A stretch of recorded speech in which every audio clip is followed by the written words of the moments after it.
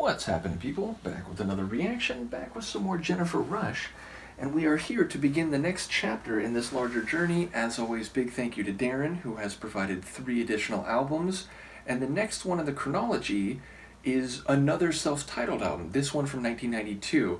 I'm intrigued by that. Now, it's by no means unique. I've certainly become aware of bands and artists that have multiple self-titled albums. Duran has 2 self-titled ones. Their first album, 81, and then what is called the Wedding Album, 1993. David Bowie's first 2 albums are both self-titled. So, again, I've seen this before, but it is intriguing to me. The idea of, like, wait, let's just go back to a simple name album, like the album of the band or the artist's name. So I do wonder the thought process there. I will note that on this cool-looking CD, where she looks, very elegant, a bit mysterious, and of course, like a bit sensual, the back cover with the song titles, for my 45-year-old eyes, like small red print on a black and white background, forget about it. So thankfully, we have Discogs where I can see it more clearly, and it is the first song, Vision of You. I guess I can read it pretty well here on the actual disc, so nevertheless, I was amused with that, because I was like, okay, what's the first track? Oh my god, I can't see this at all. But yes, Vision of You, obviously vision can be more literal and direct, like a physical vision, but I think more often than not, a phrase like this is about a mental image, the idea of having a vision, which is usually some unrealized, if not goal, certainly possibility, though of course you could have a vision as in like a premonition, something which you might not want to come true, but you have an idea that it might. So I wonder what flavor of vision we're talking about, and whether it's more down the positive or the negative, or at least the complicated end of the value judgment scale. In any case, let's kick it off. This is the first tune on Jennifer Rush's 1992 self-titled album, and it is Vision of You, and once more, big thank you to Darren for the physical releases.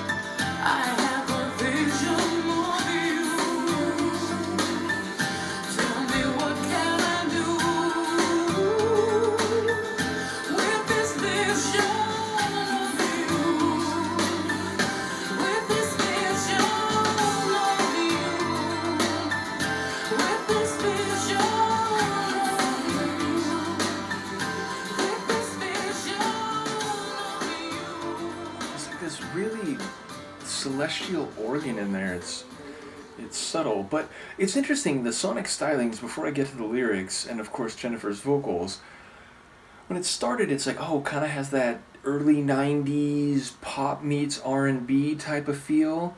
But the more I went on, it was like, that acoustic guitar is a really prominent part, and then even when it was flourishing, it's like, maybe it's more like emotional pop rock is sort of the label my brain eventually settled on. So yeah, I suppose in some ways it's indicative of evolving sonic and musical trends as the 80s blended into the early 90s. But in another way, I think it fits very much with the emotional quality of her earlier albums and songs, and certainly thematically it's in a very similar place. Her vocal is very nice. Again, not belting crazy, but definitely some moments where the agility and power in the same moment are evident. And yeah, so lyrically, the vision is actually more retrospective than I was thinking. I was thinking either like in your mind's eye for maybe something that can happen now, or somewhere you want to get to, or at least somewhere you're aware could happen in the future. But it feels like the vision is about the relationship they used to have. And I especially enjoyed, before I talk more about the overall scene painting she does, that line about like all these strangers, they'll never know. Because again, when you have a personal relationship with someone, and when a lot of that are these private, like intimate moments or sort of experiences that you had, and even if they were in public or around other people, you had them in your own way together, and even your friends or people around you, again, they don't know the full nature of that. And certainly strangers on the street, they have no idea the emotional experiences, the time you spent together, the struggles, the lovely moments, and everything in between. And by extension, or the other side of that is, when you pass people, you don't know what they're carrying, you don't know where they've been, you don't know what they've gone through, the emotions they've felt. So yes, I always try to remember to sort of empathize with other people, even people I don't know anything about, because you see a snapshot in time when they've lived years, decades, and there might have been experiences that you don't know, and you don't have the wherewithal to know. So yeah, I did enjoy that line in particular.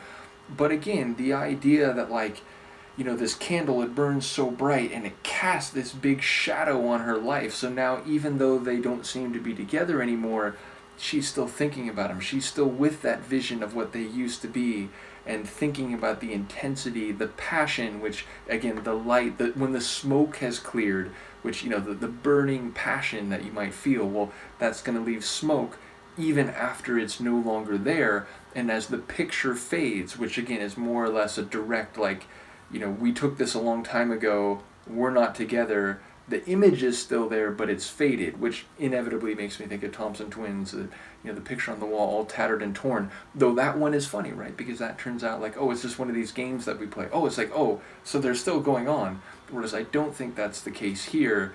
But yeah, it's like she's saying, no one touched her like him, no one kissed her like him, and the lasting impact is still very vivid and powerful, even if it is past tense.